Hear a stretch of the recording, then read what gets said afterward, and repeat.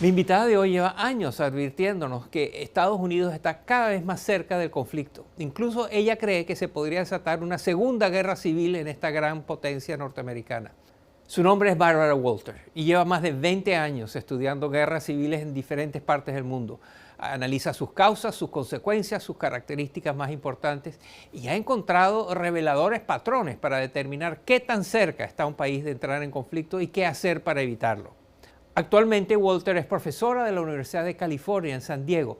También asesora al Banco Mundial, a las Naciones Unidas, los departamentos de Estado y de Defensa de los Estados Unidos. Y además, la profesora Walters es miembro permanente del Consejo de Relaciones Exteriores de Estados Unidos, un importante centro de diálogo e investigación. Durante su carrera, Walters ha sido galardonada con múltiples premios y sus rigurosos análisis han sido publicados en medios como el Washington Post, el Wall Street Journal y Los Angeles Times.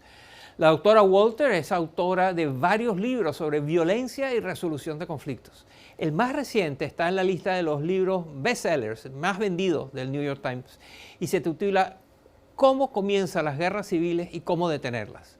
Hoy la profesora Walters nos comparte los sorprendentes detalles de sus investigaciones y nos da mucho que pensar. Miren.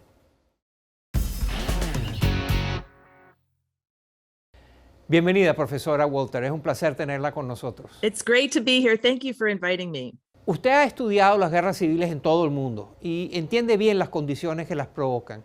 ¿Cuáles son algunos de los patrones de las condiciones, las circunstancias que usted ha encontrado que conducen o que aumentan la probabilidad de una guerra civil? Yeah, I'll give your listeners a little bit of background. Sí, le daré a su audiencia algo de contexto. Además de haber estudiado las guerras civiles durante décadas, en 2017 el gobierno de Estados Unidos me invitó a ser parte de una fuerza especial llamada la Fuerza Especial para la Inestabilidad Política.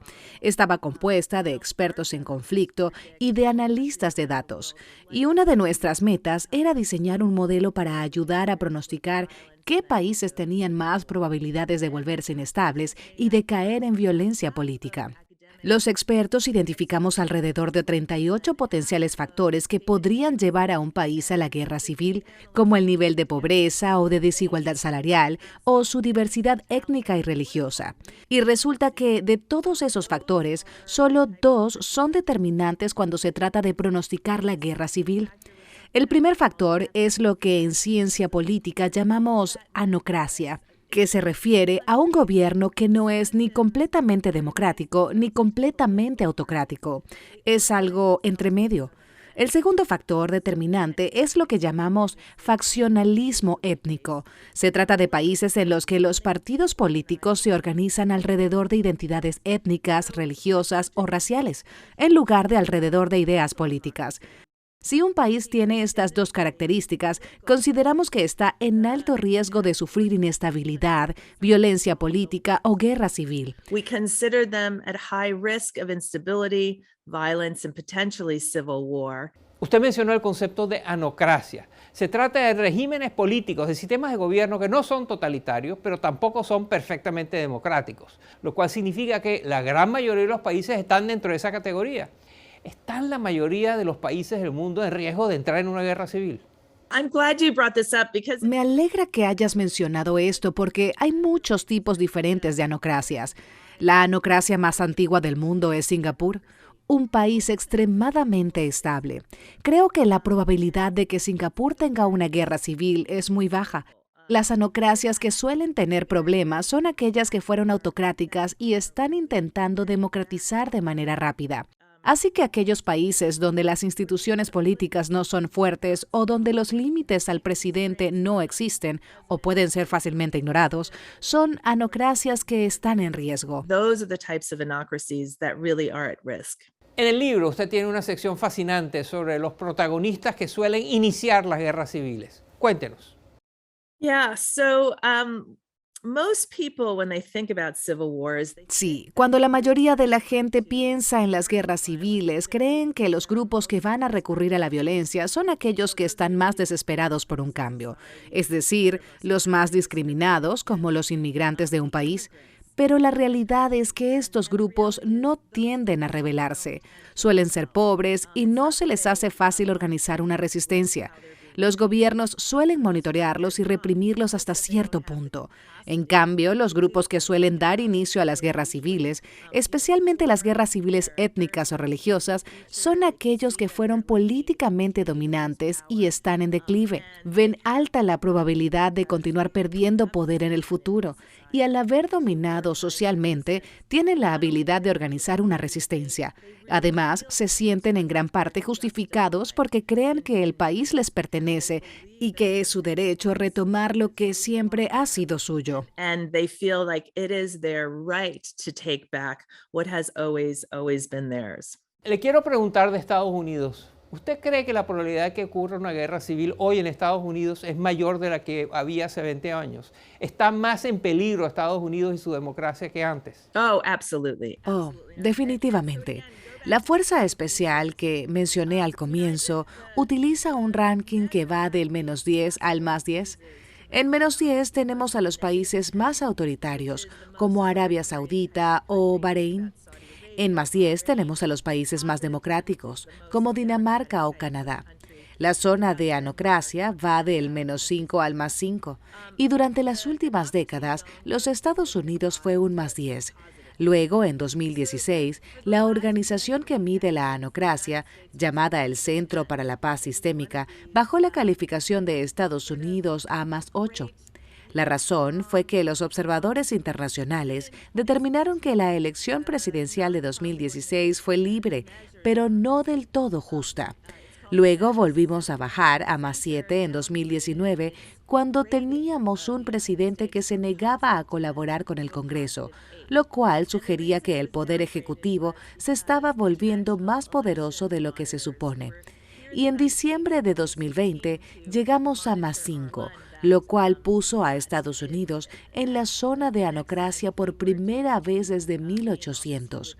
La razón es que teníamos un presidente que se rehusaba a aceptar los resultados de la elección presidencial de 2020 y estaba tomando acciones para revertirlos.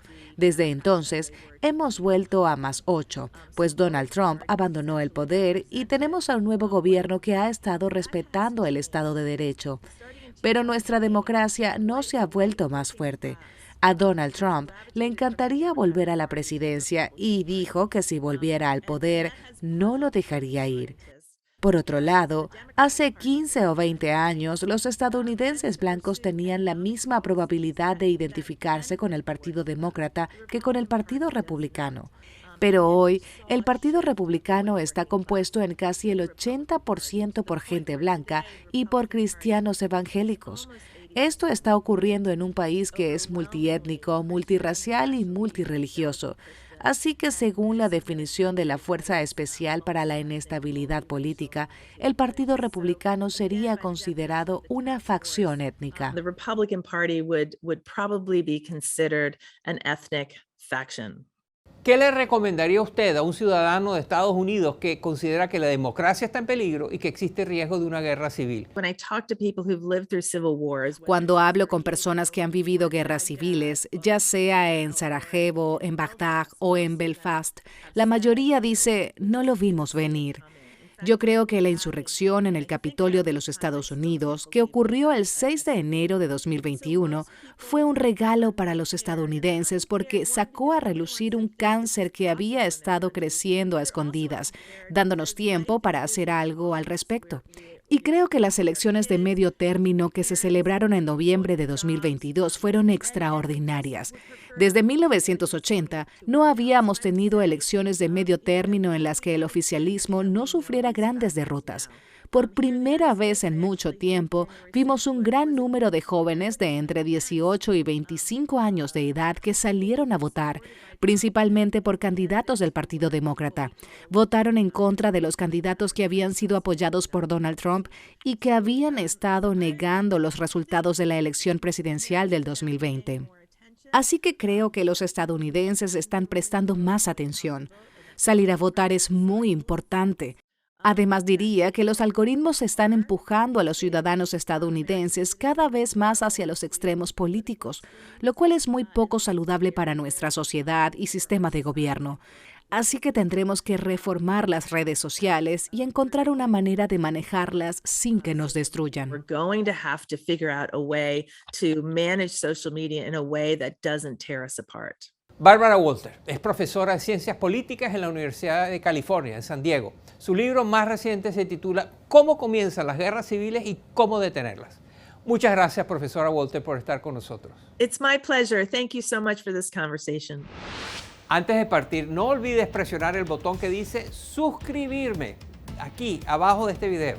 Así te mantienes al día con todo el contenido de Efecto Naim. Gracias.